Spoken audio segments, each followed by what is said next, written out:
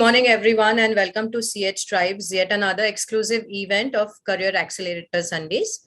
I'm Pallavi, your student community manager at Clever Harvey, and over the course of next few weeks, I shall be taking you through a series of sessions to clarify all your doubts about your child's future, education, and career. So we understand that as a parent of teenagers with changing interests, likes, dislikes, and still evolving personalities, it might sometimes get a bit hard to pin down what future roles they would be best suited for. Well, addressing your concerns today, we have with us a profound psychologist, Ms. Supriya Nair.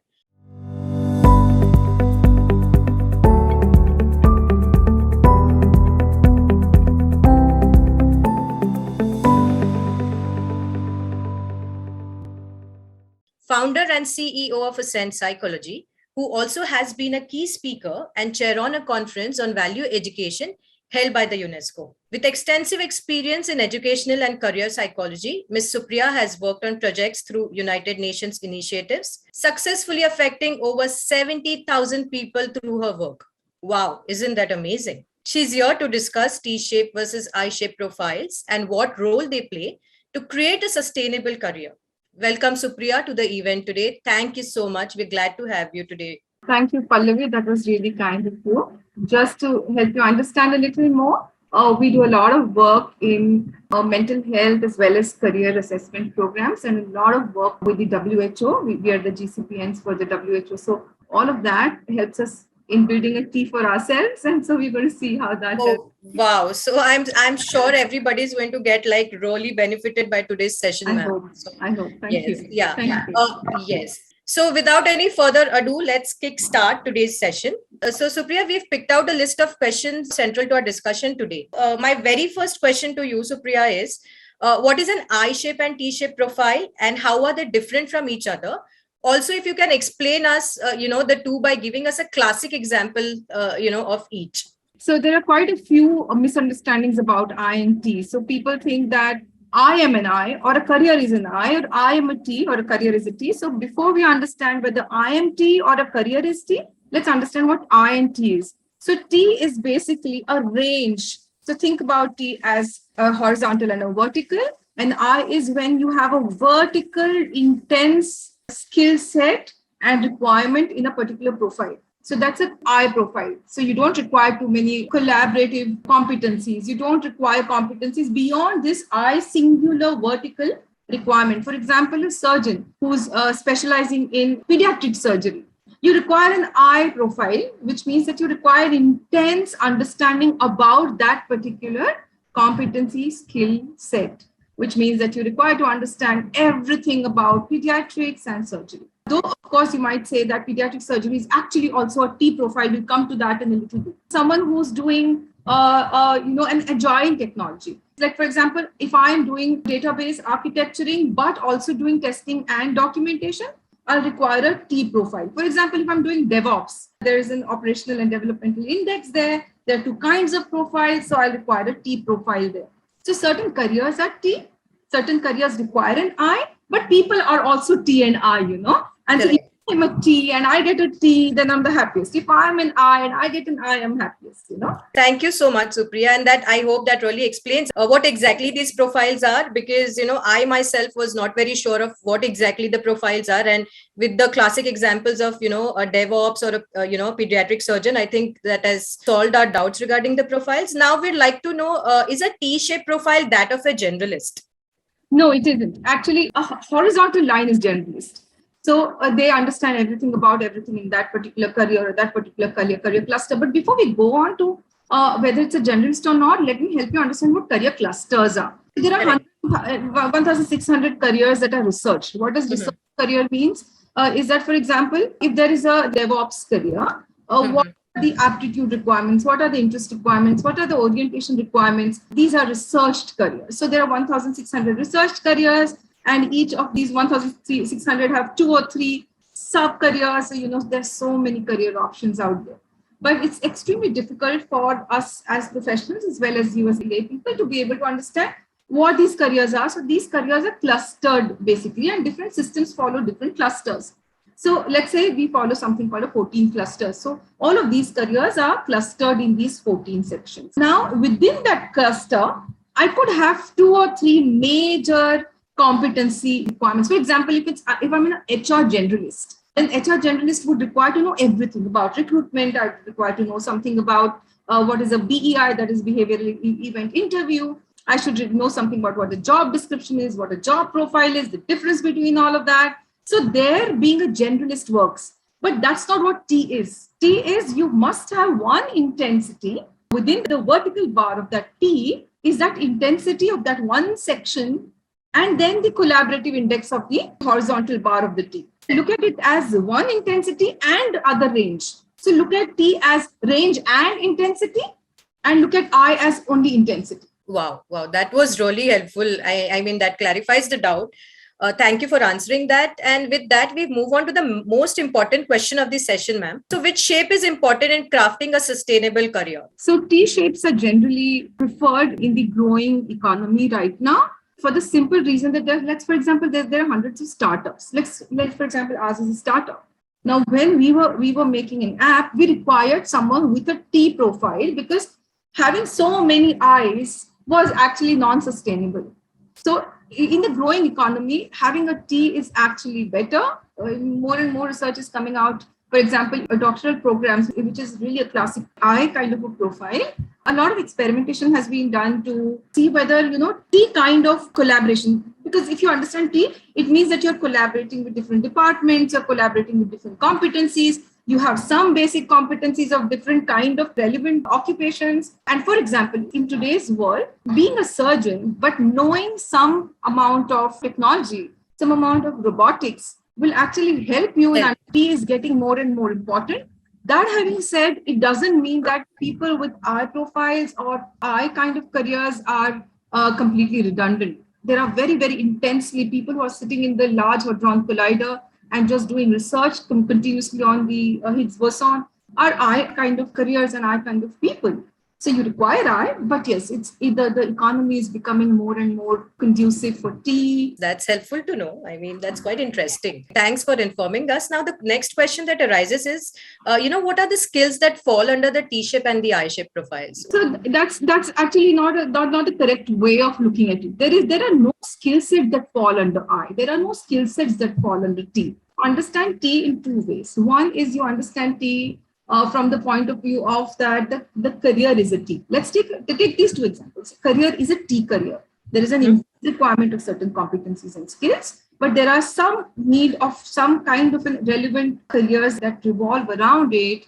For example, understanding technology security, I require to understand a little bit of that. For example, take psychology. I'm a clinical and career psychologist, but I also work a lot in the industry while we are doing things like coaching leaders. Now, in that case, what are the skills of a T and I? It's not really the right way to look at it. If there is a T career, then I require to have certain personality factors and certain way in which I do some kind of collaborative work, some kind of extra work beyond my core competency. Let's take the classic example of being a surgeon. I'm a surgeon, but I know that I'm going to be working in a digitized and technology-oriented industrial environment. I start building understanding about technology. So there's not T and I skills per se, but a willingness to have collaborative competencies built in myself, which means in simple words, in lay words, my openness to build competencies that go beyond my specialization. So that openness is actually a personality or an attitude per se. Correct. Yeah. And I think this makes it a lot easier also for the parents to identify that, the teenager's profile. That might be a little difficult because you might see a teenager being good at a lot of things. And a parent might by mistake think that, oh, my child is a T profile.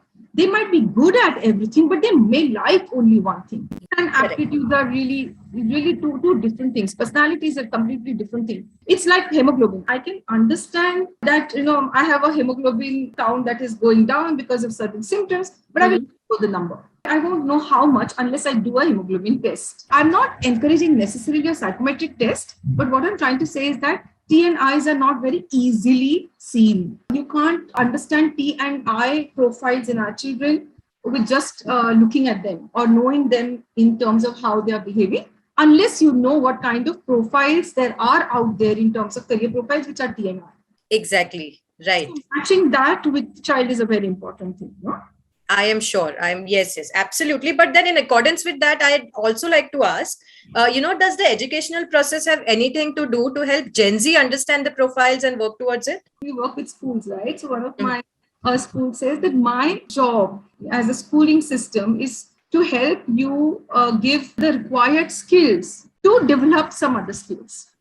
So we are like laying a foundation. So here, while they're laying a foundation, and there are a lot of limitations to the way in which our schooling systems lay foundations. There are no emotional foundations being laid, or there are no attitudinal foundations being laid. That having said, the schooling system is not supposed to have. In fact, even my opinion is also that the schooling system should not try to do specialization, because then you're restricting the child to just specialize in something. So give them the broad-based understanding about what's to be done in the world, and then let them move into specializations over a period of time.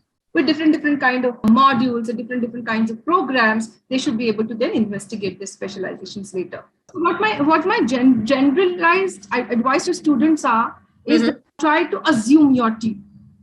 Try to assume your team. Try to assume the world is team. I is more, because T has I already. Yes. More difficult to build, which means that I not only need to have intensity in my own career, but I also need to have the breadth, the range of competencies required to collaborate with different departments that are correlated. Correct. Start assuming that we are building a T profile.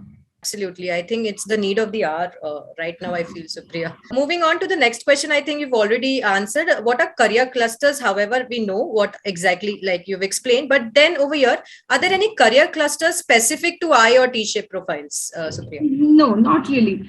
There are careers which are specific to INT, but career clusters won't be specific to INT.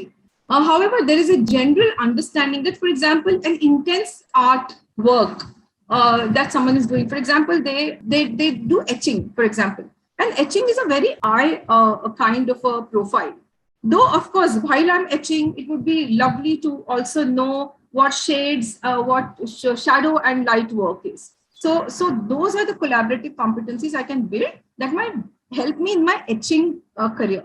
But as I said, certain careers are certain careers will require more T, but not really clusters. So, but generally speaking, specialized careers, anything that requires highly specialized, super specializations tend to be more I.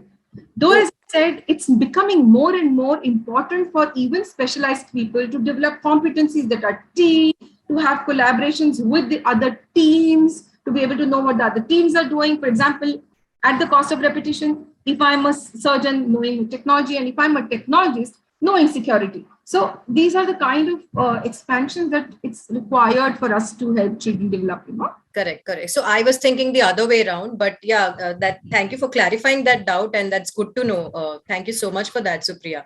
Also, I want to know, like, how does a layperson know which careers and their specializations are prevalent today, and how do these coordinate with the T and the I profile? As I said, T and I profiles or career profiling or career orientations, etc., specialized investigations. You might understand a generalized thing about my child. For example, my child loves art.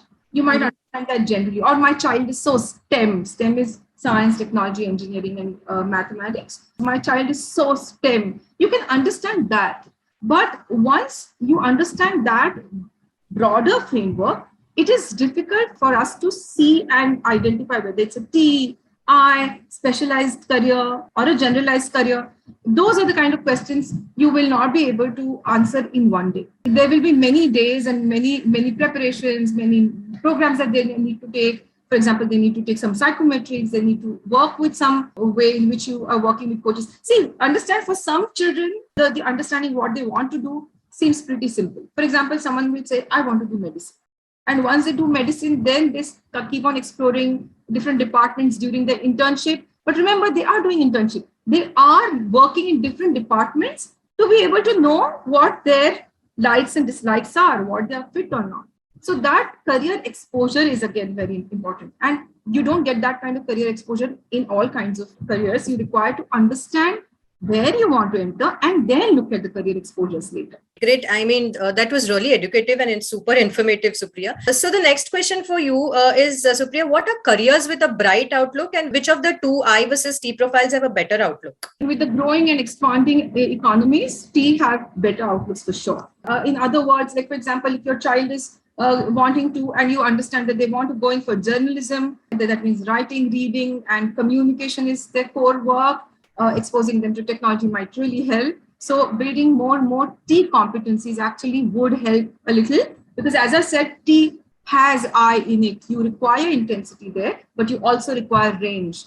And I is without that range. So building the T profiles actually is a little advantageous. Bright outlooks are those outlooks which have got better openings.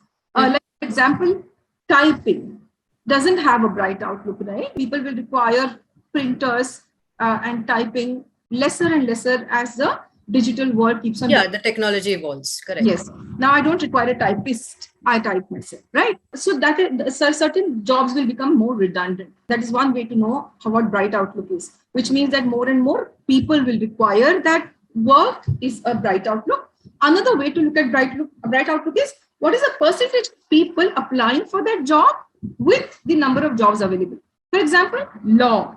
Law is a very important required job. It's not becoming redundant. It will not become redundant. But it certainly still is not a bright outlook because there are people taking up law against number of cases available in the world. So again, the proportion of jobs and the proportion of requirements is the way in which proportion of applicants is the way in which you see bright outlooks. So whether it's redundant or not, it's growing or not, and the proportion of people applying for that job.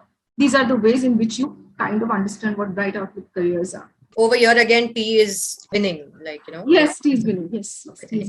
I'm sure this information, I think, would really help all chart a better way forward. Now, when it comes to getting hired, Supriya, what are the pros and cons of I versus T-shaped profiles? Also certain industries, job roles and companies prefer one over the other. Yes, you see certain kind of, for example, pharma industry who require scientists in their laboratories will prefer an I with some amount of collaborative competencies. For example, team building, those are different competencies. I'm not mixing career T competencies with every I also will require to be collaborative, will require to understand how to be capable of recruiting their own teams. Competencies are supportive competencies. We are not talking about supportive competencies here. We are talking about the core career map that has TNR. So some industries will require some proportion of IS where they really require super specializations. But as I said, those they are really super specialized kind of jobs. Most industries will require you to have that I, but also will have to have some exposure. That's the reason so many companies or organizations send you for cross-work training. If you are in one department, you're also given exposure to other departments, and that really helps in understanding how to develop a better understanding about your product, better understanding about sales, and so on and so forth. So cross-training is something that a lot of companies really value. No? So in one sentence, why do companies cross-train? It's to develop T profiles within their organizational systems. Absolutely. So basically, in a layman's language, convert I into T, if I could just develop. We're not converting anyone, but you're developing their... Yes. Developing is the right word. Yes. Developing is more ranged. We're making them more ranged. Yeah. Thank you for sharing this little known before information with all of us, Supriya. So now this brings us to the last question of the session. Very important question. How can we as specialists help this generation in identifying their profile and choosing their best fit? Right. There are many ways. One is career exposure, which is something that's lacking in the system that we have. For example, one thing that I've seen in all my career work is that very few of us are willing to give our child any break. Break doesn't mean 3 months break, 15 minutes break. For example, if a child is saying, I want to do my 12th, I'll finish it, but I want to take a break for a year, explore many careers, and then look for my specialization. I mean, how many of you do see such kind of examples where the child has taken 1 year's break or a gap? It's looked down upon. You don't require to take 1 year's gap, but you require to expose yourself to many careers. So early internships might help. Psychometric tests, of course, might help. because psychometric tests are very, very clear in understanding what kind of profile you are, what interests you have. Basically, the psychometricians will know what careers exist. So if I say there are 1,600 careers, parents are not willing to even, sometimes believe it's in 1,600 careers. And then when we show the list and these are the 1,600 careers.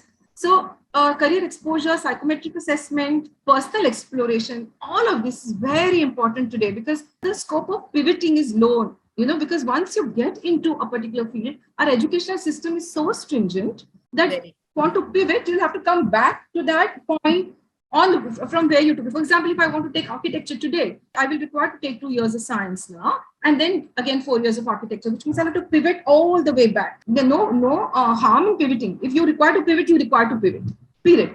But if you can avoid that pivoting confusion and stress for the child, it is important to give them very early exposure. So I say that in case you want to do a psychometric, do psychometrics at 2 stages. One is at the 8th standard, that's 13 plus, when you're just emerging into having a profile. And then when you're doing a crucial decision, let's say 10th, 11th, 12th. So other you do that.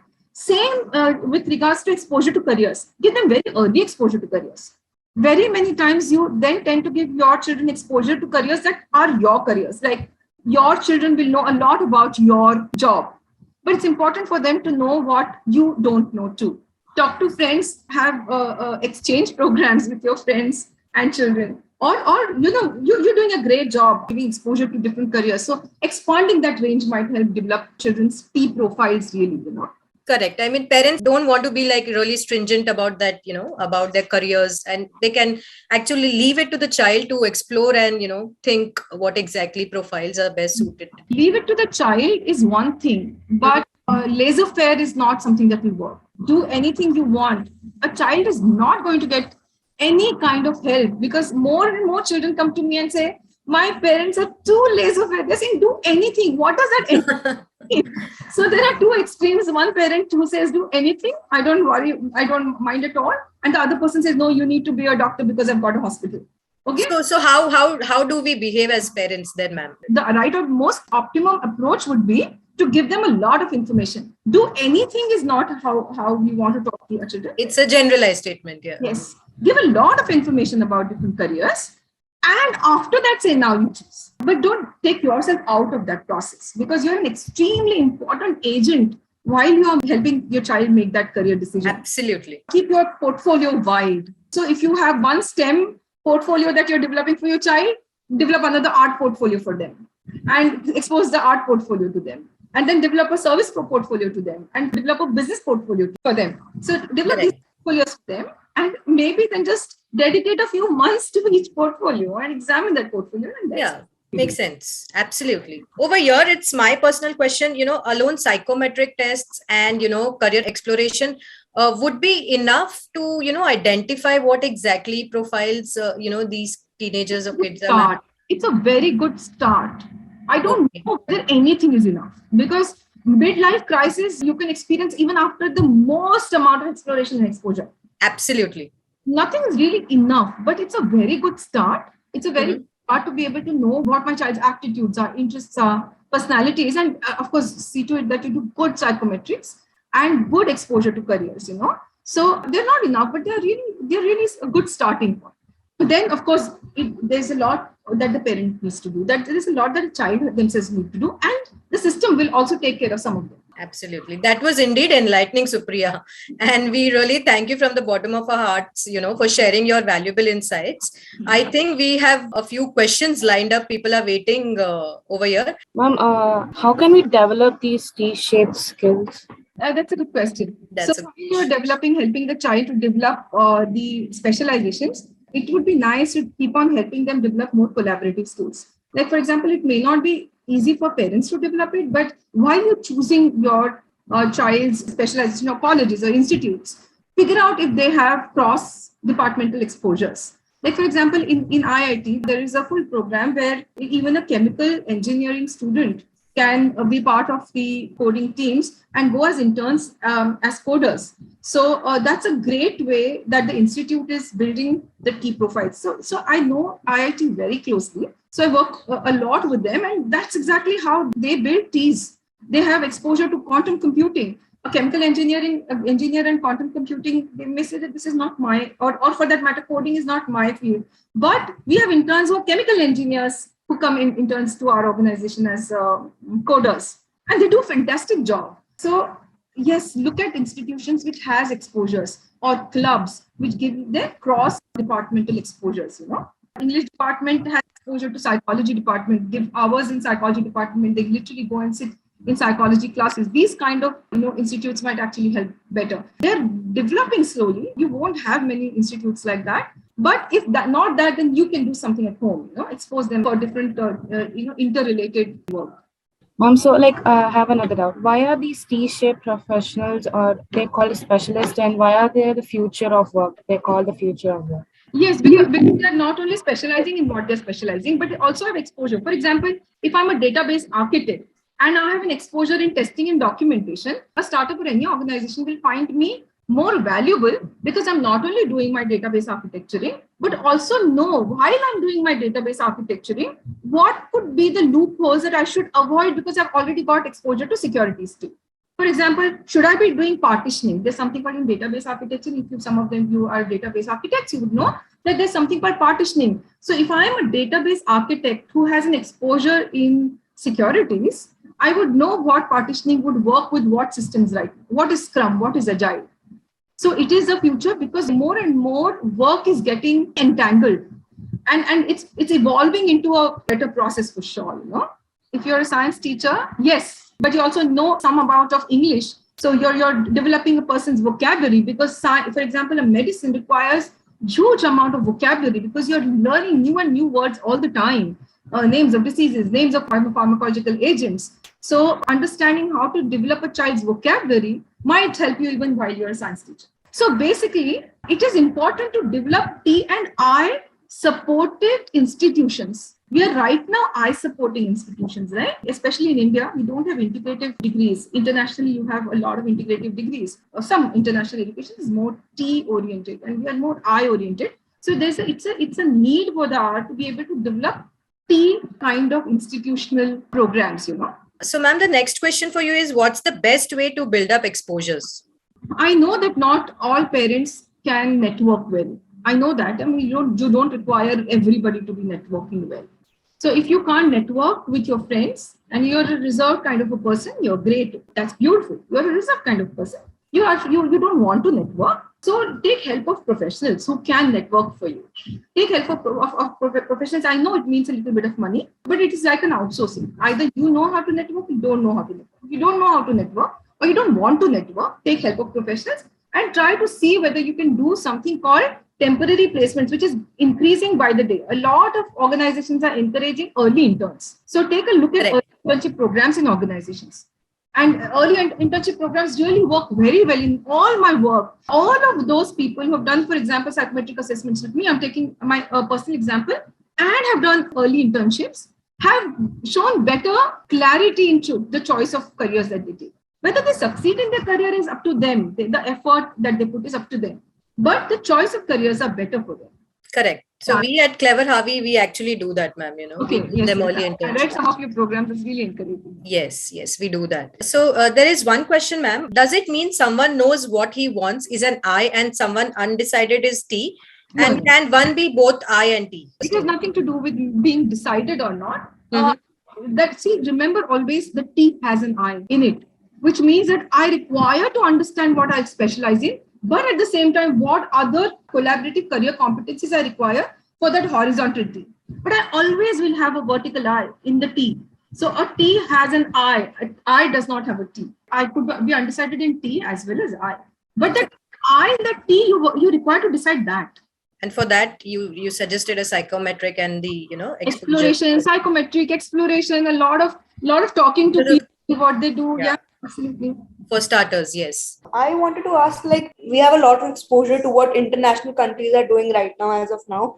And we have seen that internationally, they already offer internships and you can get jobs. Whereas in India, it is slightly harder to find internships right now, especially for a high school student, if not a college student. So are there any platforms or any ways we can look for that? That's what I just commented, that India is just catching up to early internships.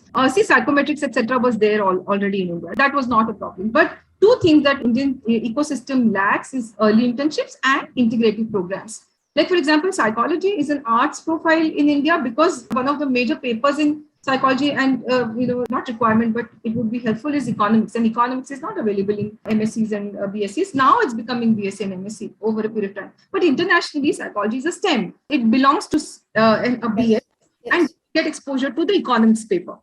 So the integrations are very easy in many international colleges. India is just catching up with it. One of our problems is, of course, the population, the number of children that there are. It's very difficult to have so many combinations of programs. And the number of teachers that are there in terms of proportions is a little difficult. So it's catching up. Early internships are catching up. A little bit of integrative programs are catching up. But we have a long way to go. You're right. So do you have any suggestions on if there's a platform on how can we get help in finding those internships? I think Pallavi would be better able to help you understand because they specialize in early internship programs. So my students typically go through networks. Okay, I typically encourage them to network. I network. I've got a lot of connections with the organizations. For example, Microscan helps me with all IT related or information technology related internships. They take 10 interns per year, which is a good numbers. That's what I do. I work through my personal networks. Somebody has asked, ma'am, what type of internships high school students should take and which one they should not. You should take opposite internships. Okay, one way of developing T. I'm talking about T. If you want to develop an I specialization, super specialization, you take similar internships. For example, if you're a psychology major, you're going to be doing psychology majors. Mm-hmm. An internship with an organization that does journalism or advertising and marketing, because you'll get exposure in writing, because you're going to do a lot of writing papers later, or you're going to be doing a lot of forum work. So do something like that's kind of an opposite, but a collaborative. It should complement your work. Of course, you can do something that doesn't even complement your work. It just gives you a great exposure. Like, for example, Thomas Edison was, you may think it was an I, but Thomas Edison is a classic case of P. Knew many ways in which many technology at that time would work.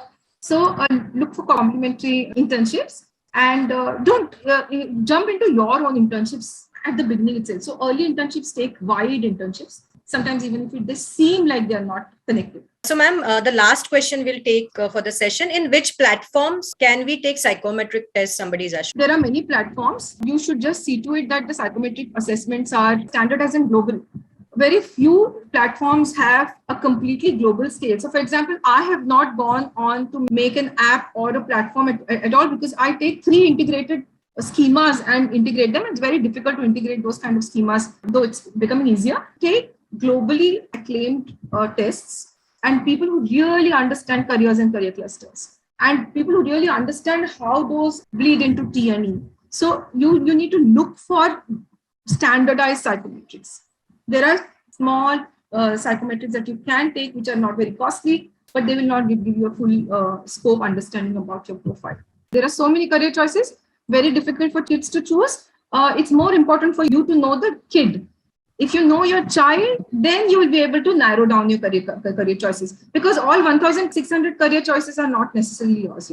Someone has said that Elon Musk frowns on educational qualifications. Absolutely. In one of their portfolios, they've communicated that T's are very important for them. One of the things that Elon Musk is known to have said that I don't mind a non-specialized bright intern. Transferable skills. Yes. There's something called transfer of training. One of the ways in which a T helps is that something that you work in one corner actually helps transfer training in your specialization. So, yes.